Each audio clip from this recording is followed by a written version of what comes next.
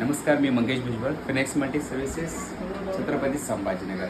Video बनवण्याचा मुद्दा असा आहे की आता सध्या जे कामगार नोंदणी झालेली आहेत, त्यांच्या कामगार नोंदणीमध्ये ज्यांच्या मुलांनी MSCIT केलेली आहे, या MSCIT मधनं जेवढे आपल्याला खर्च झालेला आहे, हा आर्थिक खर्च आपल्याला परत मिळतो कामगार नोंदणीमधनं.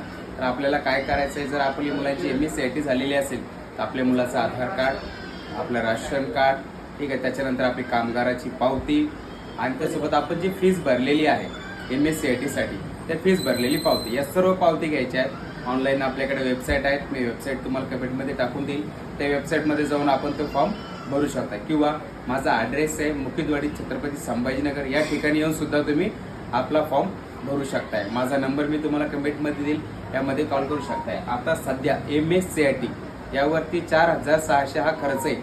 हा जो पूर्ण खर्च आहे आपण भरलेला, हा खर्च आपल्याला परत मिळणार आहे.